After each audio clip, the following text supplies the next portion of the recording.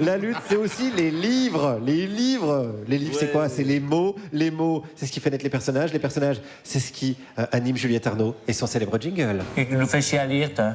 C'est pas marqué dans les livres. Qu'est-ce que nous fait chier à lire tout le temps? Plus important à vivre. Juliette Arnaud. En avant les histoires. En 1970. Les gens t'aiment et t'applaudissent. C'est comme ça. En 1977, le chanteur Renaud a 25 ans et il n'est pas du tout pressé d'intégrer le monde adulte. Il constate au début d'une de ses chansons « Mes copains sont tous en cabane ou à l'armée ou à l'usine, ils se sont rangés des bécanes. Il n'y a plus de jeunesse, tiens, ça me déprime. » Alors qu'est-ce qu'il fait Renaud? Est-ce qu'il prend acte? Ça a l'air d'être un truc à la mode en ce moment chez les communicants. Non.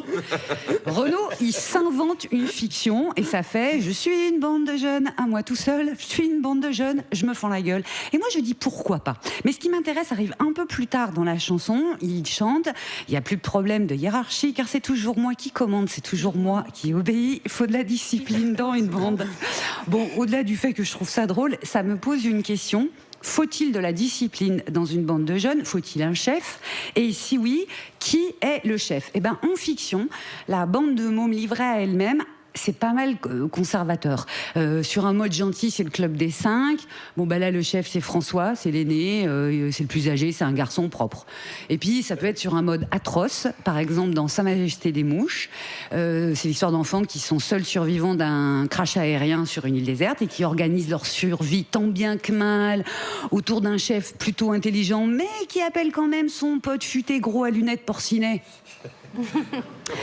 De toute façon, ça dure pas et c'est vite la partie sadique et sociopathe de la bande qui mène les choses et ça conduit au meurtre pas propre. Et puis, parfois, chez les mômes, dans la fiction, le schéma traditionnel des adultes disrupte.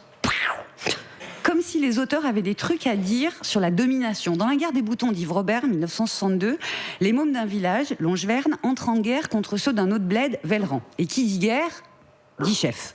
Le braque s'impose tout de suite. Bon, bah déjà, il est grand, en plus, il est coriace, et puis surtout, le braque, il sait pourquoi un chef, c'est chef. Je le cite, dans la vie, le chef, c'est celui qui a le plus grand zizi, et puis c'est tout. Guillaume? C'est vrai. Jusqu'ici, rien de bien révolutionnaire, vous allez me dire. Faut qu'on fasse un débrief quand même. Non, on va pas le faire ce débrief. On va pas le faire pour tout un tas de raisons. Sauf, bah, tu vas perdre. Ouais, mais je peux moins adjoint. Non, pas ça. Allez, Juliette.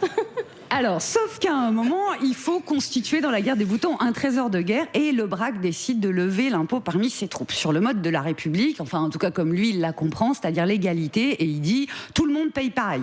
Et là, réplique mythique d'un des mômes, « et les pauvres alors? Tu fais honte aux pauvres, le braque. C'est pas républicain ça. » Et bim, le braque change de braquet. Disruption. Et le braque, à la fin du film, il finira également par désaimer la guerre et nouer une amitié avec son adversaire. Disruption au cube. Mais en fait, un siècle plus tôt, il y a une femme autrice qui a fait mieux que ça avec un roman destiné à la jeunesse, Les 4 filles du docteur March. Une sororie donc, hein. C'est une fratrie mais c'est des filles. Les sœurs se retrouvent, quoique mineures, à un moment dans le roman, livrées à elles-mêmes. Le père est blessé gravement, il est au front, et la mère est à son chevet. Meg, l'aînée, devrait normalement prendre le pouvoir temporairement, puisque c'est l'aînée. Mais c'est pas ça qu'écrit Louisa May Alcott. Elle écrit un truc beaucoup plus anarchiste, beaucoup plus volatile, beaucoup plus mouvant. Le pouvoir, il va pas être fixe. Selon la situation, les sœurs vont se fier à celle qui est en capacité de surmonter l'épreuve. Alors un coup, oui, ça sera Meg, parce que c'est l'aînée et qu'elle a le sens des convenances. Mais après, ça sera la chippie, Amy, parce qu'elle est rebelle. Et puis un coup, ça sera l'artiste Joe. Et comment le pouvoir, est-ce qu'il peut voyager? Eh bien, il peut voyager parce qu'il y a une boussole au centre de la sororie. Il y a un centre, c'est la 3e sœur, Beth, la faible, la timide. J'ai pas la fin de ma chronique.